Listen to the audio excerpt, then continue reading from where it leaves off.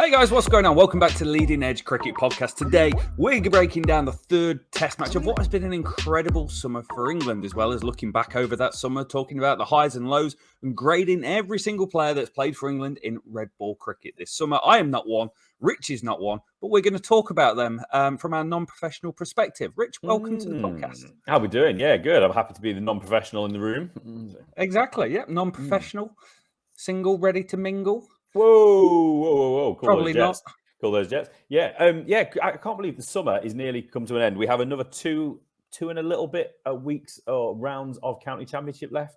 Test matches are finished. It's only just started, Rob. Where's the summer gone? Where? Well, the summer was absorbed by white ball cricket that goes in the formats of sets rather than overs. Sets. But it has been an exceptional summer, particularly red ball, mate. You think back where we were at the end of the West Indies series, where we had Overton and Wokes opening the bowling with a strike rate of over 100. Like we've progressed quite nicely as a cricket team in the last 5 months. Yeah, it's been fun. It's as simple as that, isn't it? The cricket that's been played, I don't want to say it, but I'm just going to use the term. I wouldn't say it. I promise I wouldn't say it. But the term that people use, they say Bazball. It's been really fun, hasn't it? It's been fun. Whatever it means, it probably means absolutely nothing, really. It's just a nonsensical term. But it's been great cricket. It's been enjoyable, entertaining cricket. And yeah, I'm all for it. Bring it on. And South Africa thought that they were too good for it. We're not going to get beat by that Bazball nonsense. Yeah, let them batsmen try. Wow. How did that go for you, South Africa? That's got to be one of the biggest turnarounds in a test series. Unreal. In a long time. You're going back to kind of like 2005 when we got drubbed in the Lord's Test and came back and won the series against the Aussies. Like, it's that caliber. Yeah. An innings and 12 runs win, wasn't it, in that first test? England didn't get above 165 in the 2 innings. South Africa just was like, that's pathetic. Bring it. Don't care what you're trying to do. We're going to beat you. It's easy as that. And then the tables turned, didn't they? It turned, Rob. It turned dramatically. And then England found themselves in a position where they could chase again, but they didn't even need to chase because they only needed 1 innings because they won by an innings and 85 runs in the second game, Rob. And then the decider, the big one, 9-wicket win. England have won. They cruised. In the end, it was an absolute cruise, wasn't it? And we're going to break it down, aren't we? We're going to go over the series as well at some point. But yeah, what a strange test match in so many ways. We'll get the elephant out of the room first. Obviously, they lost the first day to rain. Yeah. I was in a tent at the time. Well done, Rich. Good job. Brilliant. Well done. And then the second day, they lost, obviously, after the passing of Majesty the Queen. So obviously, that's something just we need to be aware of. So, but then the test, I thought they would kind of delay the test, and then the third day would be the second day, and etc. But it wasn't, and it didn't really matter in the end, did it? Because it was 2 days and about 20 minutes. Was all it took to complete 4 innings of cricket in this game, and England won, obviously, by those 9 wickets. So ridiculous test match. Who needs 100? Who needs white ball cricket? Who needs T20? Who needs anything when you've got test cricket like this, Rob? You don't really need anything, and you don't really need much more when you've got a good England cricket team. And it feels strange to say this is a good England cricket team because 2021 was pretty much one of the worst years on record. It sounds like global warming. Every year's getting hotter or colder or more extreme, and England's cricket was more varied than ever because 2020 was pretty good and we looked really good with the bat, and 2021 we lost the ability to bat. I think one thing that's aside from the batting, which I know is a hot topic and has been a hot topic on the podcast for 6 months, maybe, trying to work out how we get this team right. Well, it turns out the thing to do was to not change anything. So gone are those top 10 lists of who might play for England. Yeah, I think the thing that really needs talking about is how good this bowling attack has been. And I know we talked about Matty Potts, and Matty Potts came in and did a very good job for us. Ollie Robinson's come into the team. He's hit the ground running. 2.0 Ollie Robinson appears to be much better than 1.0 because he can make it past the second and third spell and just keep going and going. He's now he's Gym Rat 101. He's looking really good. But also Anderson has been really high quality, which is what you'd expect in England. But 2021 was a lot harder, and he's done it here against good opponents: New Zealand, India, South Africa, generally pretty good teams. And Stuart Broad playing that other seamer role, I thought has been really, really good. We know he's good around the wicket to left-handers time and time again. He gets wickets. But I thought he was genuinely the best Broad we've seen in maybe 2 or 3 seasons this year. Yeah.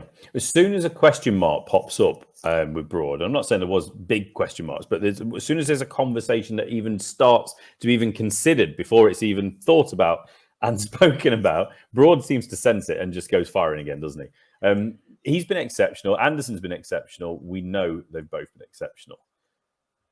Yeah, Anderson's quality. He's Duracell. And then you probably get similar conversations going. Anderson, from the age of maybe 32, 33, if he has a bad series, a bad test, you talk about the age. Broad is 35, 36. As soon as he has a bad series or a bad run, you talk about the age, and it's probably the end of the road. Yeah, exactly. So, I mean, we need to get it out of the way here very quickly as well. We'll obviously talk about the test that's just gone in a moment, but Stuart Broad is now the second leading seam bowling wicket taker of all time, surpassing Glenn McGrath, who, Broady, bless him, he doesn't need you to say he's not as good a bowler as Glenn McGrath. He said it himself. He's like, I'm nowhere near the bowler that Glenn McGrath was, but, you know, what a fantastic career he's had. Yeah. He's only behind Anderson now. We've still got Murray at number 1, Warney at 2, James Anderson at 3, Anil Kumble for Broad at 5, overtaken, as I say, McGrath and Courtney Walsh a little bit behind him. We just need to understand what we've got with this pair, and I don't think we quite do. I think Jimmy we really, really appreciate, but Broady I think sometimes we don't quite appreciate quite as much as we should do. And just looking at this series, Rob, Broady leading wicket taker with 14, level on wickets with Kagisa Rabada, at an average of 15.57 for Broady. It's something, isn't it? Something special. His strike rate of under 30 as well. There's not a lot really we can say about how well they've performed. What I would like to say is I'm so pleased that they were brought back in. It was still ridiculous. I still don't understand the logic. It was completely just busted logic, wasn't it, really, at the time, between selectors, between the coach who was on his way out, same person, and Root. But we're under this setup with McCullum, with Stokes now in charge, it's just fresh, isn't it? They keep talking about how they want players to just go and enjoy cricket. Cricket is supposed to be fun. Joe Root was speaking about that again. Ben Stokes is talking about that. It was brilliant. And on the fifth and final day, as who was it? Was it Pope? Wasn't it trying to reverse ramp? Was it Rabada? And you look at the balcony after Pope's just been smacked in the chin with a ball. They're going to give him a concussion test. And you look over there, and there's Stokes clapping and laughing his head off at the guy doing it. It's no problem. It's like, try it, no problem. Just have a go. It's changed the game. It feels a bit more like club crickety, like on a Sunday where you've all got a hangover and you're just there with your mates enjoying the day. You think you're on tour. you're trying to win, but the journey is more important maybe than the destination sometimes. And if you can keep that in perspective, generally you do pretty well in life. Yeah, 100%. And that's what this McCullum-Stokes axis has really brought through, hasn't it? And, McCullum's praising Stokes, talking about how clear the message again is. McCullum's then also talking about himself in a very self-deprecating way, just saying, I don't really do much. I just try and bring that team together and try and let those guys go out and express themselves and have fun. And it sounds as if he's not doing anything, but that is so difficult to do, to set up these professional cricketers to do it in this way. And it's just fantastic because we've gone from a setup where it seemed like the bowlers, the batters, everyone's being told what to do at all times of how to approach things. This is how you need to bat against him. This is what you need to do there. This is the situation. We always wanted cricketers to have that knowledge and that understanding of what the match situation is for themselves and to go out and do it. And now they have that absolute confidence in the setup that if they go and make a mistake, as long as they're trying to apply themselves in the right way, it's fine. It's not a problem. You were trying the right thing. It didn't work this time, but that's fine. Keep going. Look, Zach Crawley, we can talk about that forever.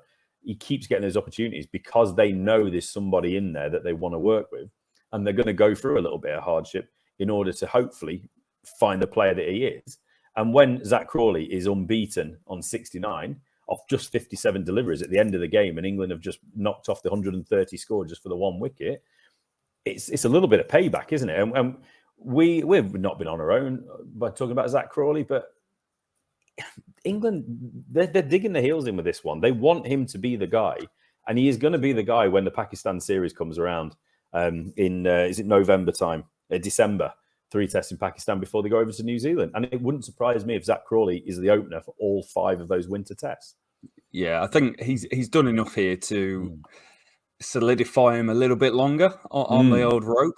It reminds me heavily of Andrew Strauss had a period and he scored a century in New Zealand and that saved his career. And Hashim Amla, remember Amla after 15, 16 tests was a very average test player, only one century to his name, didn't score a run. He got, in fact, I read the article this morning, but I was thinking about it yesterday. He got dropped by McCullum and then went and scored 149 and then went on to average 46, 47 in a 115 test match career.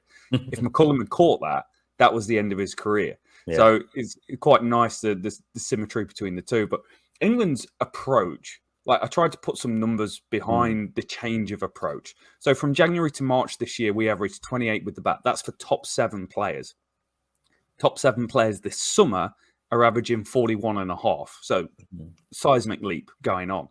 But this is where it gets fun. England scored at a 49 strike rate. 49 strike rate, to put it in context, since the year 2000, England have scored at a 49 strike rate overall. So very much in line with how cricket has been played for England for 20 years. This year, from the summer onwards, we've scored at a 68.42 strike rate, and we hit a boundary every 11.35 balls, as opposed to England's average of 19. So we've completely changed what we're trying to do. And, you know, it's very obvious. Like, you watch, it's very obvious. You watch one-day international cricket, you watch T20 cricket, any franchise cricket, the 100. It's all about hitting boundaries. So these players are attuned to hitting boundaries with players in front of them. All of a sudden, you play Test cricket and you've got 5, 6 guys behind square. Like, you've got all this space to try and work with. And I think that's really, you know, the positivity and taking away going, oh, well, they've got 5, 6 slips. That makes it dangerous. So actually, it creates opportunity to score runs. Yeah. We can rotate the strike. There's plenty of gaps. And we put the bad ball away. And if you're going to put it away, you put it away well. And we've seen guys do that real nicely. Yeah, and having that confidence that, you know, come behind you in the coaching setup, in the captaincy and the dressing room, that if you're trying to do the right things, we're not going to hammer you for it. It doesn't matter how many slips you've got there. If you do play that shot, you've got the confidence to really commit to that shot and not quite there. You know, the knee's not quite bent, the head's not quite over the ball, you're not quite meeting it in the right place, are you? You're driving it exactly as you should be because you've got the confidence to play the shot. So it's brilliant. But as you spoke about just before we started chatting about the batters there, you can't have this batting and this style of play if you don't have the bowlers.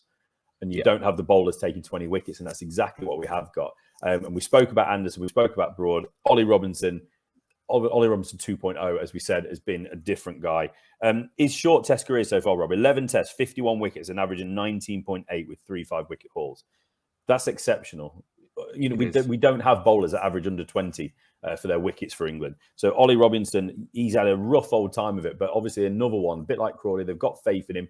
They know, they're absolutely certain that he will become the player they want him to be if he takes everything on board. And they've done it the right way. Instead of just tossing him to the side and never picking him again because of these perceived slights or unprofessional conduct with regard to his fitness and all the rest of it, I'm thinking the way they've treated the Samit Patel, etc. over the years. You know, you mention KP every other week. I have to mention Samit Patel in every conversation. That's how it goes in this podcast. Sorry. But they're keeping faith with him. They said, this is what we expect of you. This is what you have to do. And the penny finally dropped, which we spoke about a while ago. He's understood he needs to go to the gym. I mean, how the hell it's taken him this long? I'm not going to go into another rant over that, but I'm still perplexed over that. But at least he has. At least the penny has finally dropped. And we suddenly have 3 top bowlers. We have Matty Potts in reserve, who's just took 13 for 101 against Leicestershire for Durham in the latest round of the county championship off just 38.5 overs. 13-wicket match. That's 4. Then we've got Jofra still in the background, haven't we? We've still got Mark Wood to come back in. We've got the Overton brothers. It suddenly looks like we have depth if we have fitness for most of these bowlers. And that's always been a big issue, hasn't it? But it's looking really healthy. Obviously, today we're not going to be looking at the World Cup. We're not going to be looking at the T20s in Pakistan or Australia before the World Cup. It's all about Test cricket today, isn't it, Rob? And we just look in such a good, strong position. It's almost frightening, really, with the depth we should have in that bowling attack if everybody can stay fit. There are a few question marks, as we know, but bowling-wise, we're looking in really good order. Yeah. I'm glad you mentioned how good Robinson was. His 5 for 49 in the first innings was real high quality. And as was Broady's fourfer as well. Yeah. Broady's just got that knack, and he's had that knack over the years of getting clusters. He'd always go on those runs, and I think that's what's changed in his bowling. He doesn't quite do it as often. Like, he's more of a chip away bowler these days and pick one up rather than run through teams. But when he's on, there's, for a period, there was no one better in the world when they really had the chip on the shoulder and they were going. South Africa made a load of changes here, Rich, for this test match. Try and combat what had been a dismal performance with the bat, other than the first test for maybe one innings. Like, they had been horrific. They got the selection wrong in the second test. There was 2 spinners. There was only 6 batsmen or batters. Like, they were doing things strange, considering they were 1-0 up, and they made about 3 changes here. Yeah, 4 actually. I mean, Marco Jansen was exceptional in the first test, wasn't he? But then they dropped him for the extra spinner, Simon Harmer, where Jansen showed some aptitude with the bat. Harmer, as best will in the world, he's not going to be a number 7. If he was 7, I can't remember exactly where he batted. I think he batted at 7 in that second game. So that was a bizarre change. So Jansen was in for Harmer, if you could argue. And Giddy was in, Vian Mulder. He came in as well as a bit of an all-rounder, batter, who can bowl as well, obviously. Ryan Rickleton as well, young fella, and Zonda as well, wasn't it? Yes. I'm going to give him his full name there because it's just skipped my mind. But Kea Zonda, 32-year-old. It took him a long time to get a foothold in Test cricket. Hasn't had the opportunities. We spoke about this offline, didn't we? That, and I think I've read somewhere about this. If Zonda had been given the Zach Crawley treatment, who knows what players South Africa might have had. He should have been playing in that first test instead of Aidan Markram. Who is not a middle order player, but it was great to see him get that go, and he did actually dig in and batted pretty well in that first innings for South Africa. Got himself, I think it was at 23, but batted 57 deliveries, which is better than most of them did. So Vian Mulder, Ryan Rickleton, Kea Zonda, and Marco Jansen were in for Aidan Markram, Rasty van der Dusen, Simon Harmer, and Lungi Ngidi. So plenty of changes. England had the one change, Rob, and we've got to get to it quickly. Johnny Bairstow obviously missed out. It meant at long last. Harry Brook. Brook's in. He got a game, Rob. Good old Harry Brook. He's only been 12th man for 5 months. But I thought his biceps were quite good. He's been carrying kilograms of water for days on end. But, very much earned on the back of an incredible start to the County Championship season. I think he's averaging about 104, 107 in the games that he's played in this summer.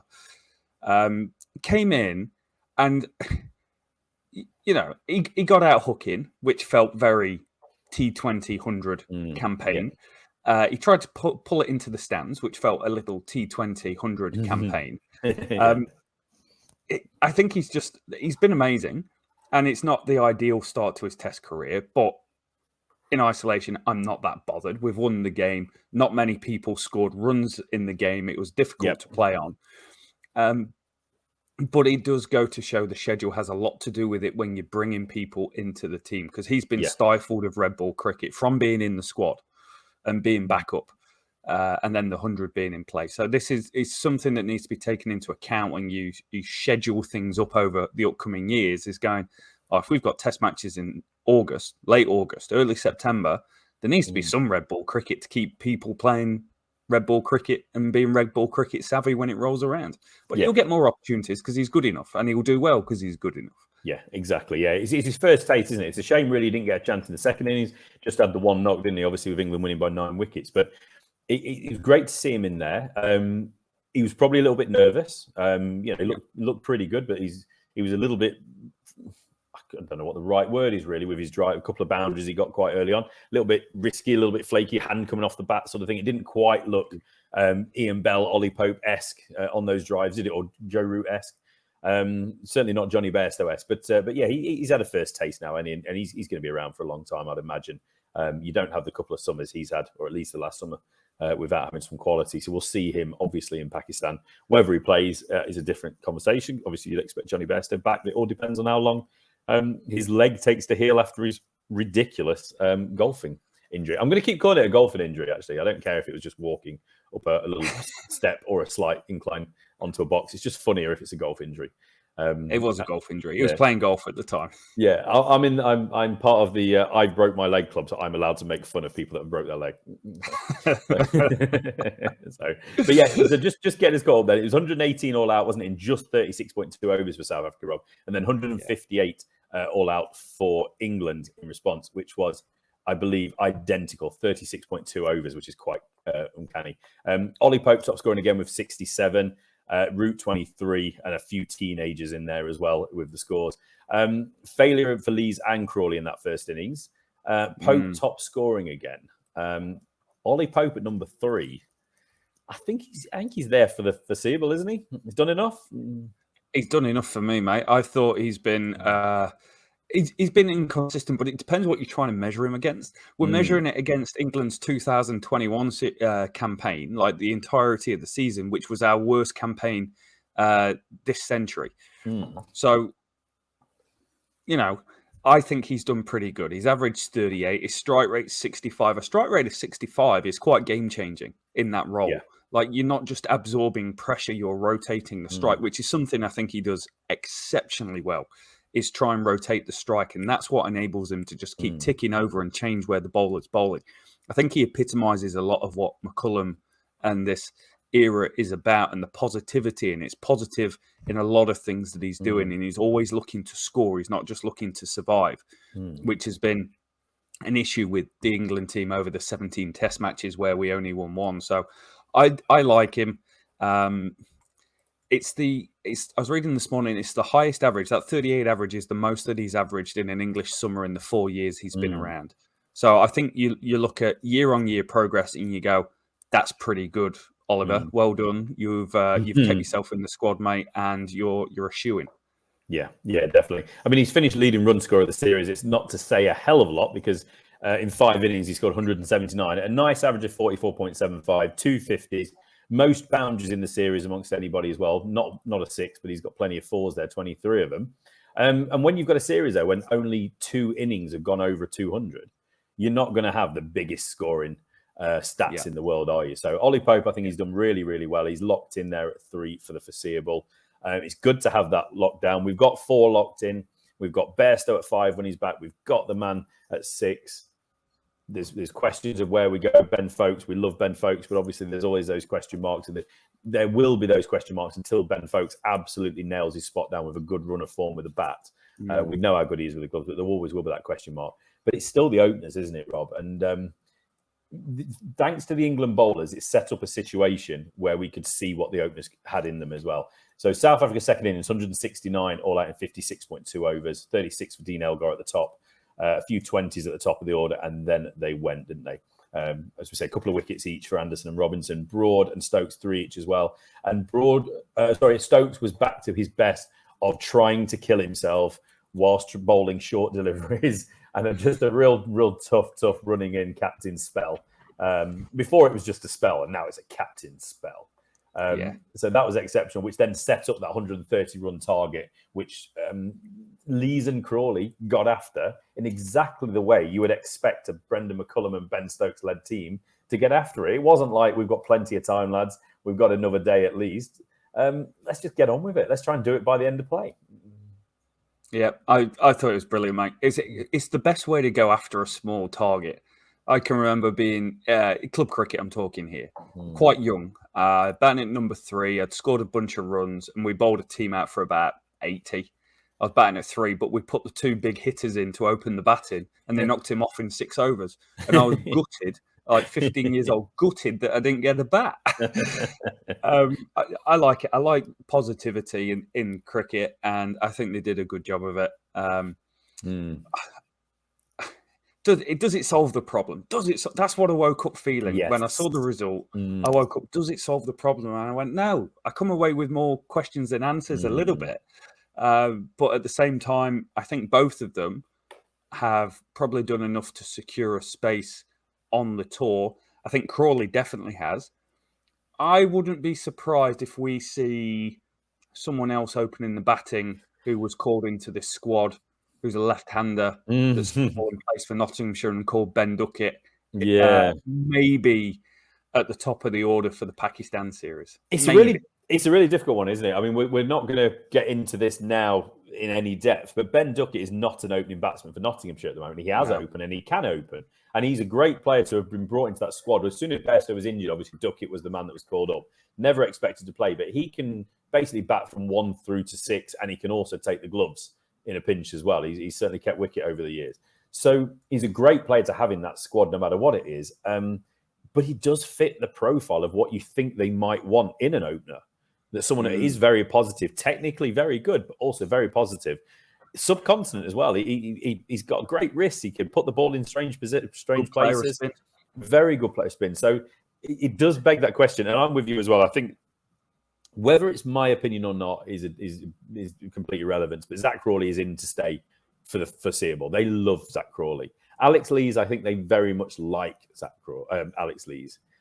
He's played with a lot of these teams in county cricket, hasn't he, for Yorkshire, and then before moving on to Durham. It seems like half the squad is Yorkshire or Durham. So we've got that. But I do wonder if he does continue, or at least he gets put on a little bit more of a shorter leash. He is an older player. He is 28, 29 now, isn't he? We will see. He's averaged 19 in this series. He's an average that's coming down. Zach Crawley averaged 33.5. He's an average that's going up, you could argue. And it certainly did help with that 69 not out. It's got to be said as well, Lee's obviously batted positive as well. 39 for him of 73, was dropped a couple of times as well, wasn't he? So he did ride his luck. But you got to do that, haven't you? Especially when you're playing positively in a relatively short chase as England was. Yeah.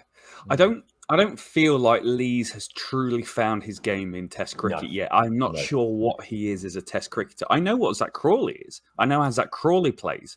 I feel Lees hasn't quite worked it out. It's either sometimes some over-the-top brash sort of batting and drives against high-quality bowling in Rabada and Giddy, Northanger and these guys, or it's the opposite, or it's like insular West Indies just trying to survive. So I've not quite seen the happy in between of where he's found his like fluid level of ticking over like he does in county championship cricket. So I think that's fair. I think that's absolutely fair. The best I think I saw him, and I don't think it was just because I was there, but I remember at Trent Bridge he looked exceptional in that Trent Bridge test against New Zealand. So there is a player in there. I've always been fond of him as a player. He was the one we wanted to see, given that be that next man to get an opportunity opening the batting for England, probably this time last year, wasn't it? So I hope that he can find his way if England do persevere with him, at least initially. But there are some players obviously knocking down the door, and we'll get into that before we start looking forward towards Pakistan Test matches that are coming up, as we said, in December.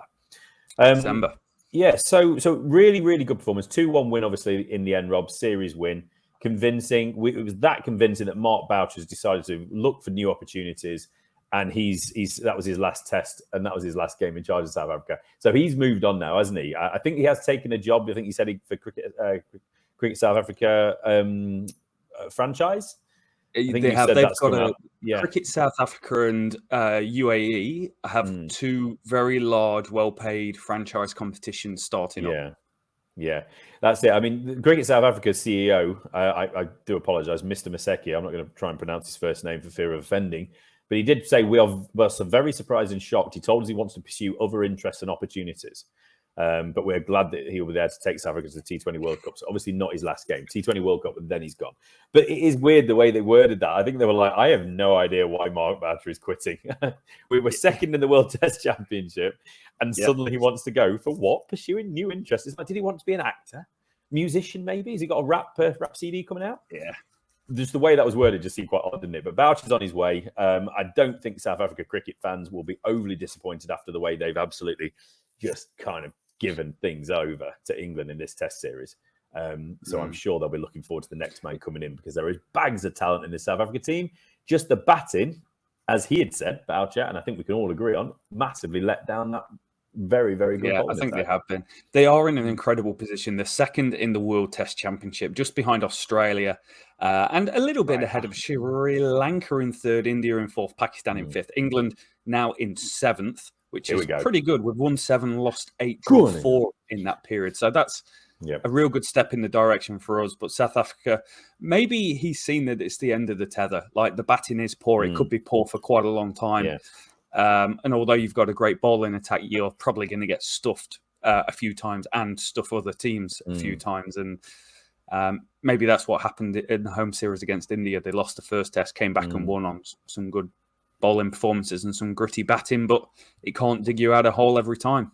No, definitely not. And there are, I'm sure there's talent. There's always talent in South Africa in cricket. Yes. It just, you got to look in the right places. And South Africa haven't always looked in the right places. So hopefully they give some opportunities to players that maybe haven't. And it's all about who's the next man in. Look at what McCullum's done with England, with the way we were looking at ripping up and getting rid of half this team.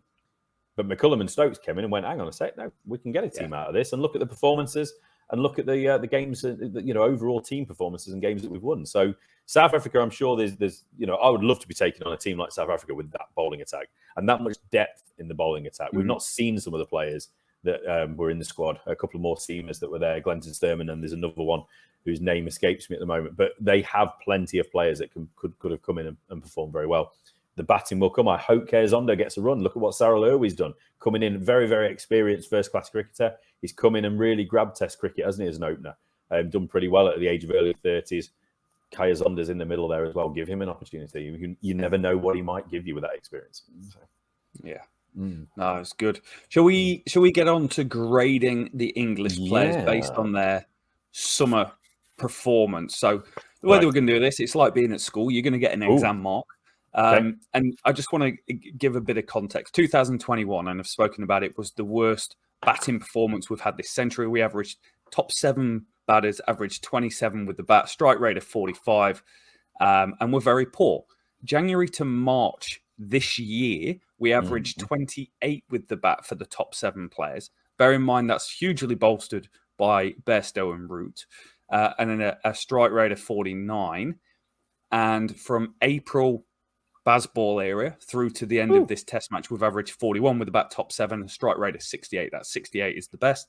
And the average of 41, I think, is the 6th or 7th best that we've had in a calendar year. I know it's in isolation of 5 months, but against other calendar years, 2011 was the best, FYI, with an average of 59. That's when Cook was in his peak, Trott was in his peak, KP was there, Bell was having an incredible time. So we're going to measure these players against how England generally do over the 20 years. And we're going to work our way down in terms of how...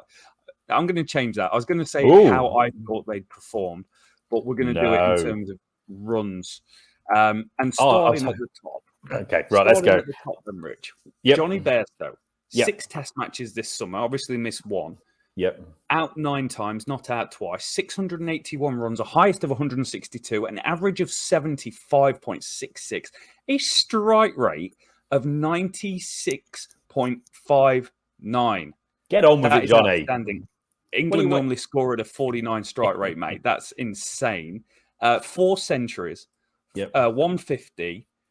He scored over 100 runs per match. This is absolutely incredible numbers. 13 sixes thrown into the mix as well. This is astronomical numbers being put up by Bairstow over the summer. Sneaky old. Johnny Bairstow has been exceptional. We're doing letter grading, aren't we here? Letter grading. So A plus, A minus, B plus. We've got to do A stars, have we? I don't like that. I'm giving him an A, definitely. Are we in the world of A stars? Just quick clarification. I think we are. This is exceptional. I'm giving it A star then. 6 test matches, plus match-winning centuries as well. A star. Johnny Bairstow has been ridiculous. It's so good. It's been so refreshing to see him have a run in the team in a set position. I know he went from 6 to 5 when Stokes took the captaincy. Yeah, that's by the by, but he's not got the gloves at the moment. He's playing a role as he should, and he absolutely loves it, doesn't he? Stop playing golf, Johnny. Actually, I'm tempted to take that star off and just give him an A because he plays golf too much. So. Joe Root, 615 runs at an average of 68, a 73.12 strike rate, reverse scoops for 6, 3 centuries, 150 to his name, 87 runs a test match, got out every 93 balls, which was the best out of top 7 batters. Exceptional record. In line with this new Bazball era of strike rates was 68. Only out 9 times, not out 3 times again, finishing games strong. Where do you put Root? I'm going to go at A-. He pushes himself up to an A, obviously, for his early summer form. The reverse ramps get him up to an A star, but then you've got to be honest. He scored about 46 runs in 4 innings against South Africa. So if I've got to be a little bit harsh here, and I'm marking him down to an A-. So no A star, no A. He's got an A- there. Yeah, good performance in general from these guys. Ollie Pope, third most runs this summer, 456 runs, an average of 38, solidified the number 3 role, rotated the strike really well, 1 key century against New Zealand when other people scored centuries in that game, 3 50s to his name as well. I think Pope's had an exceptional year, mate. I think he's done enough to stay on. Yeah, that's one thing. But has he met your expectations as tutor and grader? There's 2 ways really looking at this, because he's not really been a number 3. We didn't expect him to be a number 3. I think I'd have been more comfortable with him sat at 4 with Root at 3. That's a long conversation that we're not going to have anymore. I think he's done well. I think he's a solid B. I don't think solid B. I think with this setup, I think he's established himself because of the way they have shown that they will really reward and put faith in individuals that they believe in. And Pope and Crawley are almost identical in that respect. Pope has done better, obviously, than Crawley in runs scored and century and whatnot earlier in the year. I think B's fair. I think it really is. I think he's done very well, but he's still got a ways to go. And it wasn't long ago that we were saying there's still a question mark at 3. A couple of 50s against South Africa, and he's got himself on a plane to Pakistan, which we already knew. But he's got to keep doing it. He's one of those that just because they love him doesn't mean he's untouchable. And I think he needs to keep scoring runs. And I expect I kind of hold him to another standard because of how prolific he's been in county cricket. So I want to see a bit more from him. Nice. One thing I want to point out that 8 out of every 100 dismissals of top 7 players equates to scoring a century for England over this century. Okay, last year that was 4 every 100 dismissals would be for 100. This summer period it's 14, so a huge leap, and is actually the 3rd best that we've had in the century. Wow. Of how well we're doing. Next, Ben Stokes. This is pretty useful. 300. I'm not swaying your decision on grading. Very useful. Excellent. 368 runs, an average of 40, a century, 2 50s, a strike rate of 73, but with the ball, 130 overs, 18 wickets, an average of 25, an economy rate of 3.54, a strike rate of 43, and 2.57 wickets per match. For context, his average and strike rate as a bowler is better than the England average for the summer. His economy rate is only slightly down. And with his batting, his strike rate is better than England average, and his 50s and 100s scored per innings is better than the England average for a top 7 player. Plus his leadership ability. Yeah, that's the thing. I think I'm going to grade him and give him 2 grades on this one. He's going to get a performance, and I'm going to give him 1 for captaincy as well. But captaincy and also, but just general, go on, Stokesy. That sort of, that oomph, that the unsaid stuff. I think a B+ overall for his performance just misses out on an A, fractionally. And I think that's not a criticism necessarily because he was trying to lead from the front, and he was being over aggressive to try and show everybody what's acceptable, and trying to pull them further forward and going, I like how aggressive you're being, but I want you to be more aggressive. Look what I'm doing as a captain. I'm getting out, dancing down the track, or getting caught on the boundary after smacking a couple of 6s or a couple of boundaries in a row. So I think it's not necessarily as against him, but I think he's been exceptional, really has. As a captain, I'm going to give him an A- as well. I'm just going to bump him up to there because he's led from the front again, hasn't he? We spoke about when before we got the captaincy, one of the big things was like, finally, he won't bowl himself into the ground like the other captains used to do with him, like Root used to do. And he's doing that. He's one knee Ben Stokes as a bowler, and he's still looking fantastic. And he's still taking key wickets at key times, apart from the no balls, Ben. But he's just ease up a little bit, Ben. That's all we're saying. Just give yourself a little bit of a break to make sure you don't break down physically. So I think a B+ performance overall and an A- for captaincy. Just because there's a little bit of wiggle room for improvement. There's always room for improvement. Alex Lees, 13 innings, 0 not outs, got out in that last innings against South Africa. 327 runs, a highest of 67, 250s, no centuries, average of 25, strike rate of 55. He got out less than 27 times, which is 54% of his innings. He was dismissed for less than 20.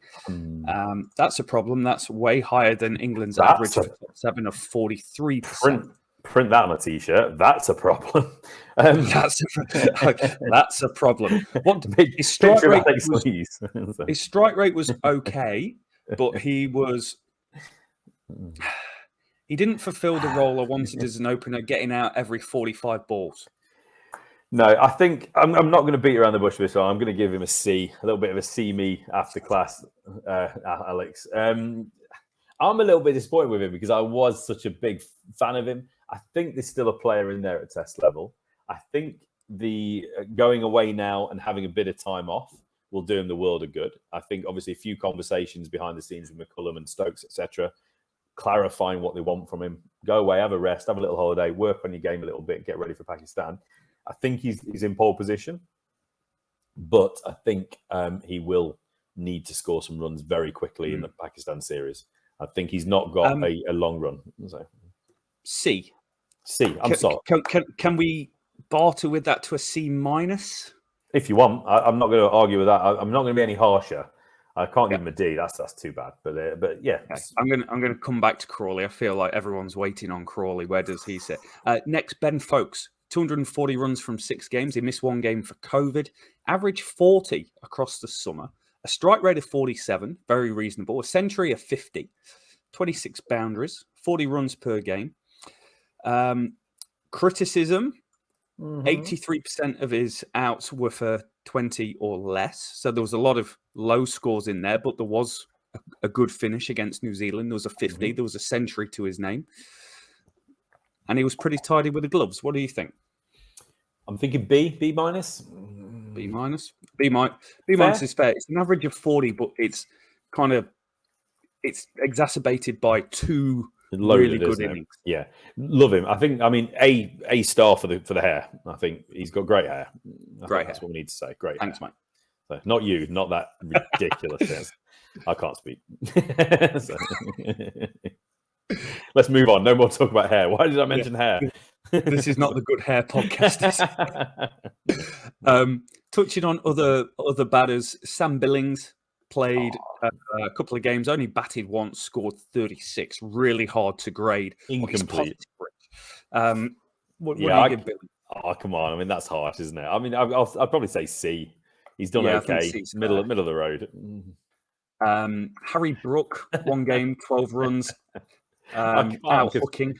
Yeah, I mean, fair enough. That bumps him up a little bit. I think you have to say. I don't think you can say anything about Harry Brook. He's had 1 innings in Test cricket. Yeah. That's usually the nerve settler, isn't it? You know, get it over and done with, and come back in the second innings and see what you got. But yeah, I think that's you can't give him a grade. Bless him, poor old Harry. I'll give him a participation trophy.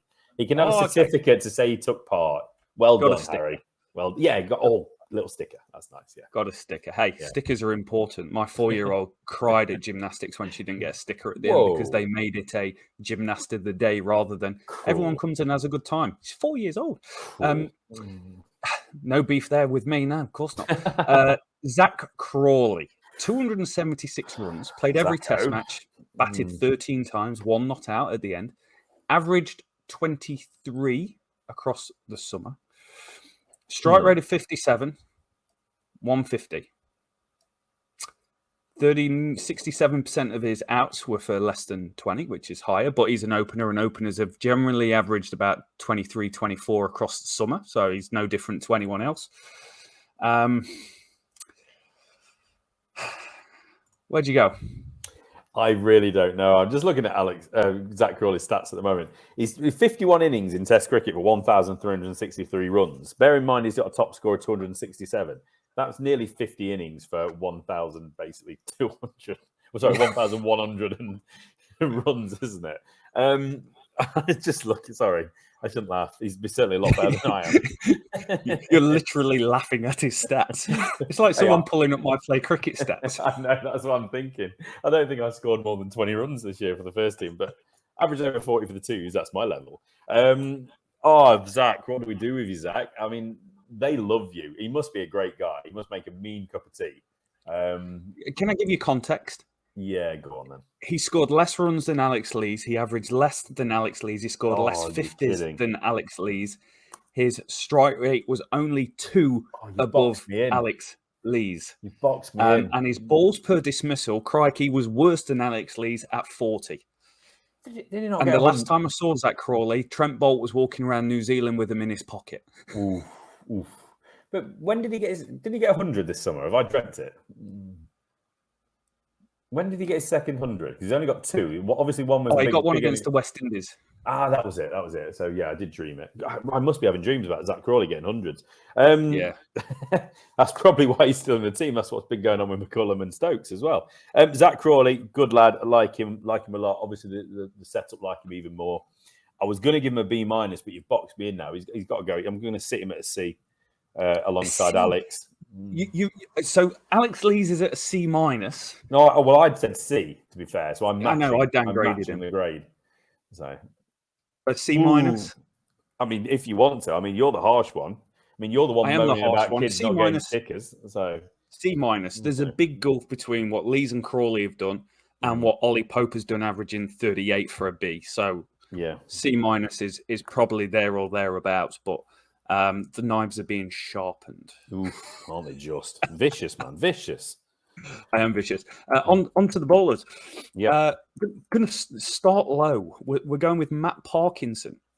Came in for the first test against New Zealand due to concussion. Flew up the motorway. 15.3 overs, 1 for 47, 3.03 economy rate. Yeah. He doesn't have to pay his subs, and I'll buy him a pint after the game. For turning up. So that's what I'll say for Matt Parkinson. He gets a sticker as well, same as that's fair enough. Same as Harry Brook. Jamie Overton.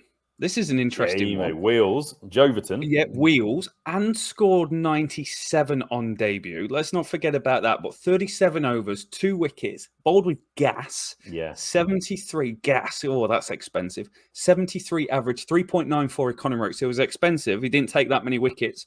But he did get 1 wicket. I can't remember who it was, but it was exceptional. It was fast, and it helped change the game. Plus his 97. Yeah, because it's so isolated, but he did perform. He actually did do something. With all due respect to Harry Brook in 12, and for Parkinson, didn't really do much with the ball. I would say Joverton is worth a B on that performance. Basically, probably would have bumped it down a little bit, B- for his bowling, but because he got that 90-odd, B. But also, he did do massive double jug avoidance for getting out in the 90s and not getting to 100. So that's totally agree with that. Working our way up, Maddie Potts. Potto. 5 matches. Potto.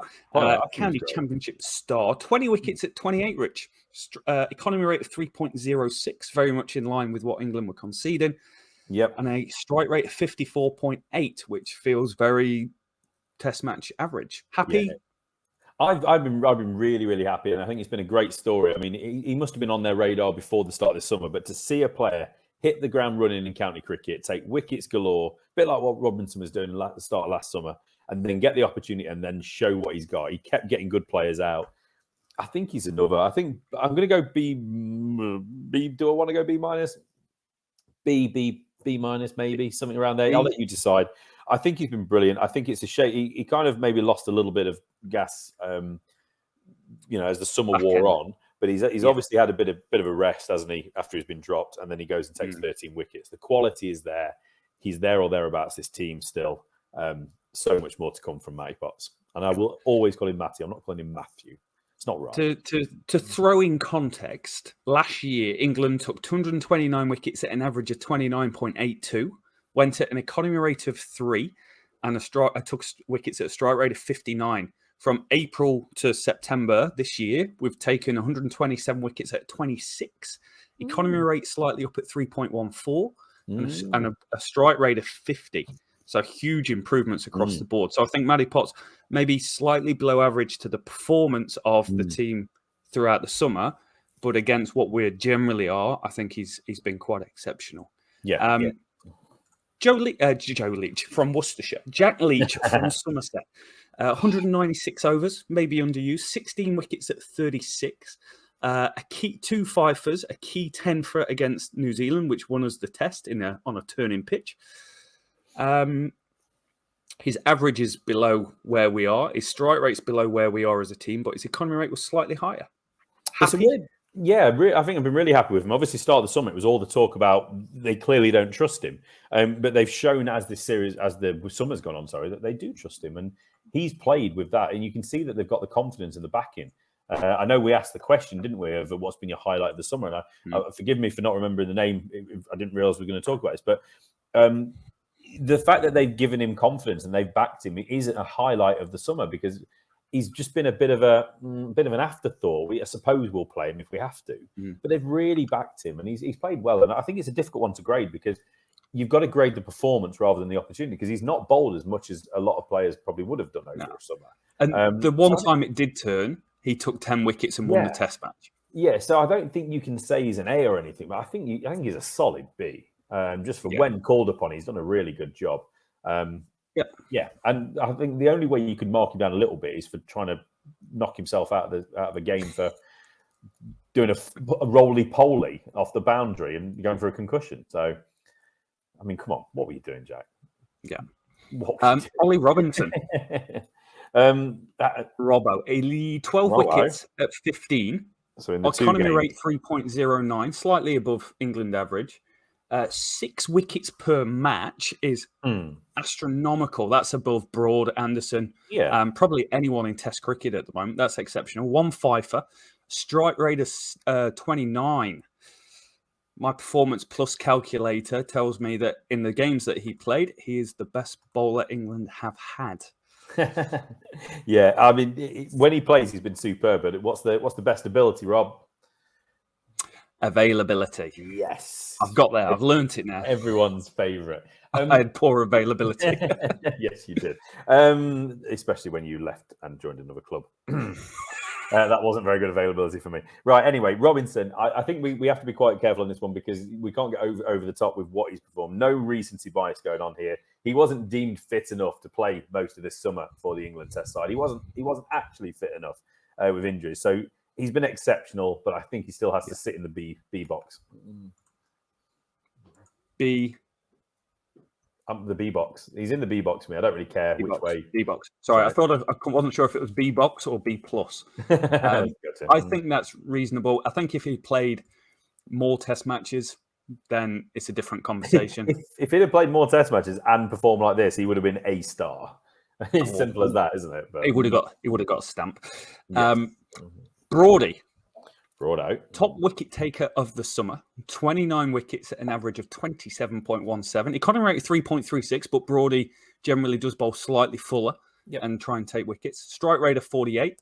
No fifers, no tenfers. 4.14 wickets per match is very, very good. I think this is the best Broady's been in a while, and he's not opening the bowling, I think, is a good thing for him. Like having Robinson coming in with the new ball, because I actually think he's pretty dangerous with the old ball when it just starts doing a little bit. It's a difficult one, isn't it? These are the ones I struggle with, Broad and Anderson, because they are just exceptional, and just everything they do is just at such a high level. But we also hold them to such a high level, so it's difficult to grade them. Whether I think you could probably argue an A- to a B+ for Broad. I think I probably put him in the B+ category. Average is 27. He's in line with what England's done, but he hasn't been the standout. I think he's found a role, and if he can perform that role consistently, I think there's nothing wrong with being a B+ player. Daniel Bryanson, someone somewhere will get that reference and go, oh yeah, wrestling 2015. Oh, jeez. Dangerous, Rob. You should know. Or Daniel Bryan, either way you want to say it. Jimmy Anderson, last player on the list, 27 wickets at the age of 40. A bowling average, get this, 17.66. Playing against New Zealand, India, and South Africa. A 2.58 economy rate. So if you take Robinson out of the equation, he's got the best bowling average. He's got the best economy rate. He's got a strike rate of 41, which is absolutely hands down the best. 1-5 for 4.5 wickets per match, which is top minus Robinson. Incredible that he is head and shoulders above anyone else with no rotation. Remember when rotation was a thing? Anderson played back-to-back tests. Well, he's played 6 tests this summer, and he's been absolutely fine, and he's been world class. Yeah. I don't. I'll let you go on first on this one. I think I just want you to have the pressure for once and make the decision, because I love Jimmy. We put Bairstow as an A+ for his performance and his 4 centuries. Across the games, about 27 to 30. England bowlers, let me be clear, England bowlers have averaged 26 this summer. That includes Broad averaging 27. It includes Stokes averaging 25, Potts averaging 28, Leach averaging 36, Robinson averaging 15. Anderson took 27 wickets at an average of 17, and his strike rate was 41, as opposed to England's overall strike rate of 50. He's head and shoulders doing a Bairstow with the ball. The only difference is he's not bagged fifers. He's picked up a lot of 3s and a lot of 4s and a lot of 2s. He's just constantly taking wickets. So for me, I want to give Anderson a straight A. Not quite Bairstow level, but it's an A. I think we have to say that's fair, because Bairstow has been, I wouldn't say necessarily head and shoulders, but Bairstow has been the player of the summer in Test match cricket for England. I don't think there's any dispute or debate about that one. So I think it's right to just drop Jimmy just a smidge, a fraction below in the grading. So I think that's fair.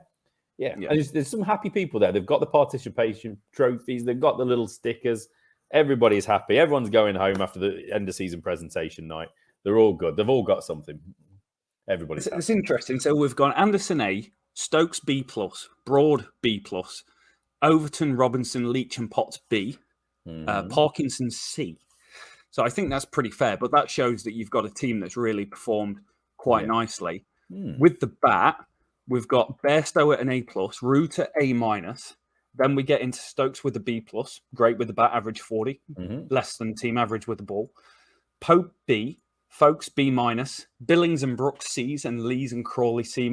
So I think we've probably got the tiers of that roundabout right.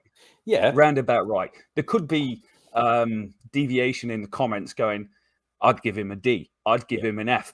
Well, we've obviously not gone into the D section. Yeah, we're quite generous. We're all about trying to build people up here, but I really am interested to know what you'd give people. What's your genuine, not being polite? Who's the miserable teachers amongst everyone that's following us? Who would you hammer? That's what I want to know. Who's getting the E's? Who's getting the ungraded? So. Who's getting the ungraded? Me in geography. Did you not even find the class? Hey, I didn't. I think it might be me in French, actually. The French oral, she started talking to me and I went, Je ne comprends pas. And that's the only bit of French that I know. Which for people that don't have an F in French means I don't understand. Idiot. Cool. That's what a way to end. That's the podcast done. That's the English summer done, Rich, for English red ball Test cricket. County Championship's going to peter out over the next couple of weeks. We've got the Royal London One Day Cup coming up as well. So some exciting cricket. We'll be back to preview England-Pakistan, which is right around the corner somehow, as we lead on to what is a very busy winter campaign, the T20 World Cup down in Aussie. England-Pakistan, England Test matches in Pakistan before coming over my neck of the woods, and a couple of Test matches in New Zealand in the new year. We'll catch you guys then. Thank you so much for watching. Till next time.